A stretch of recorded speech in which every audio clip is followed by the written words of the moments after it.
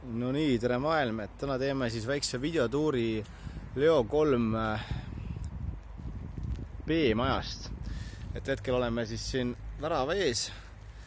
Otse ees paistab teie Leo tänav, nüüd keerame ümber ja üritame seda maja siis nii hästi näidata kui võimalik, mis siin siis toimub. Maja on selline ühekordne, kuskil 70 ruutmeetrit ja täiesti siis kapitaalremonti vajavas seisukorrast. See, kus ma praegu kõnnin, see tegelikult on siin kõik, see on tänav ja seda peaks siis ka linna hooldama. See krundi piir jookseb täpselt niimoodi, et kui te näete siit seda kuuri, mis on nagu kivist ja seda kuuri, mis on nagu puidust, see krundi piir jookseb täpselt selle kivist kuuriga suhtes nagu niimoodi siis, kuidas ma näitan, vot nii, umbes niimoodi see krundi piir jookseb. Vaatame siis väljast veel seda maja, et tegu on siis kivimajaga. Siin peaks olema kahekordne tellis, nii palju kui me projektide pealt aru saime ja ka visuaalselt oleme vaadanud. Omal ajal anti ka siia majale tegelikult ehitusluba, mille kohaselt oli võimalik siis ehitada see kõrgem osa veel välja ja teha see maja kahekordseks. Et nii palju kui ma Nõmme linnaosa valitsusega rääkisin, siis siin tegelikult probleemi ei tohiks tekkida, et kellegi huvi on, saab seda veel siiamaani teha, aga loomulikult on vaja teha uus projekt selle jaoks. Vaatame ka aeda. Et krunt on meil siis kokku 599 ruutmeetrit, aga täitsa siuke mõnus aianurk on olemas siin, nagu näha on.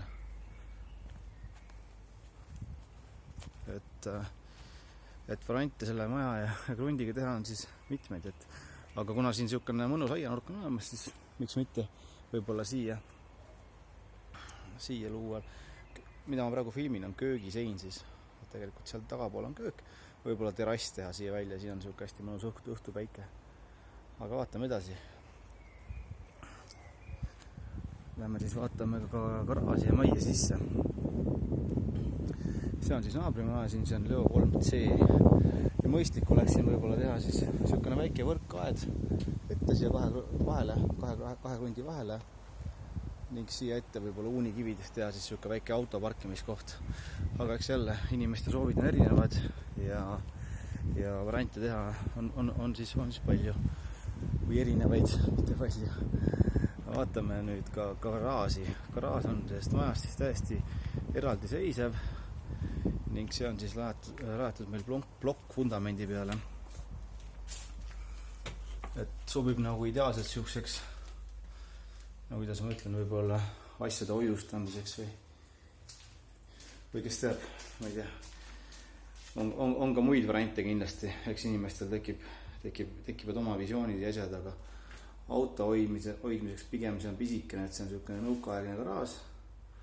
Et ütleme, et kunagi need autod olid ka siis väiksemad, eks. Aga siia pole nagu vett sisse tilkunud ega mitte midagi, nii et selline on meil siin. Siit edasi läheb meil saunaruum, kus siin kunagi oli siis saun. Hästi siin video pealt näha on, see on nagu sauna eesruum.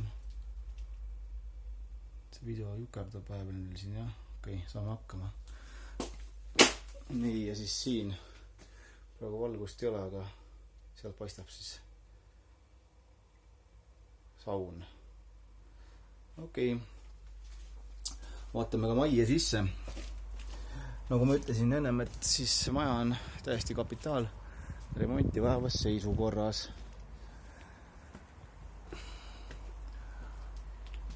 Mis siin siis toimub, et me just hiljuti sai koristatud see maja täitsa ära. Sisse tulles on siukene väike koridori osa. Ahi, mille seisukord on teadmata, tõenäoliselt on nüüd vaja kõik ära vahetada. Vasakult kätt jääb siis esimene magamistuba, kus on 2 akent. Ja no, see tuba on saanud kõige rohkem siis siukest veevajustust, et on ka lagedast näha, mis siin tegelikult toimub, eks. Me ütleme niimoodi, et siin katus on vaja kindlasti ära vahetada sel majal. Ega sisuliselt me müümegi siin ju, ütleme niimoodi, et vundamenti ja kiviseinasi. mis siin on hea, on see, et seal majal on raudbetoonpõrand, mis on siis keldri ja esimese korruse vahel. Et kui seda poleks, siis tasuks mõelda, et mida ja kuidas me selle majaga teha saame üldse. Aga kuna põrand on korralik, siis nagu variante siia seda renoveerida täitsa olemas. Mis siin on hästi mõnusad siuksed kõrged laed. Et noh, siit on ka 20 aastat siin majas pole keegi elanud, nagu näha on. Aga siin samamoodi, et siuksed ma ei oskagi nagu sulle nagu täpselt öelda, palju lae kõrgus on, aga ta kuskil oli 270, 280 umbes niimoodi. Oleme siis jõudnud teise magamistuppa, mis on siukene pisem nagu näha. Et kandmates seintest, et mina isiklikult soovitaksin nagu selle seina maha võtta, mida ma praegu filmin, ja siis luua siukene avatud elutuba köögiga.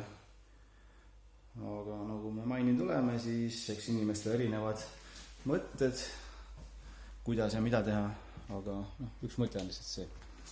Vaatame siis edasi. Ees on siukene väike WC, mis on ka siis täiesti ära renoveerida. Majal on olemas tsentraalne veeliitumine, kuid kanalit ei ole.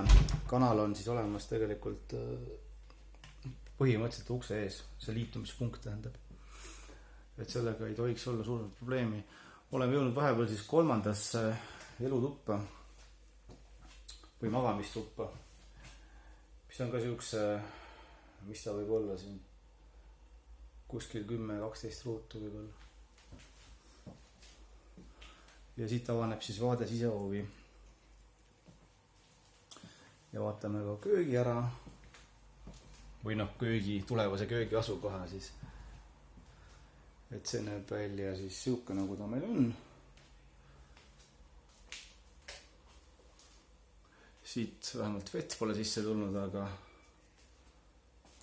siuke ta meil on. Ja mõte oligi, nagu ma enne ütlesin, et mõte oleks teha siis võib-olla siit, mida ma praegu filmin, nagu võib-olla uks välja ja siukene terrassi variant. Aga eks sõltub jälle iga inimese finantsidest, soovidest ning vajadustest. Eks ta siuke enam-vähem on. Loodan, et sellest videost oli teile kasu. Ja ega midagi. Vaatame veel korraks välja ka, kus me sellest kanalisatsiooni liitumispunktist rääkisime. Vot siin samast ongi. Et majast ütleme siukene 5-6 meetrit. Viskame veel majale ühe viimase pilgu peale. Asukoha pärast on siukene, mina ütlen pigem hea asukoht, et palju meil neid tupiktänava maju ikka on siin, eks. Et kui kellegi huvi tekkis selle maja vastu, siis olge hea, võtke ühendust muga, helistage, kirjutage, võite saata omapoolseid pakkumisi ja ega midagi. Et loodan, et videost oli teile kasu ning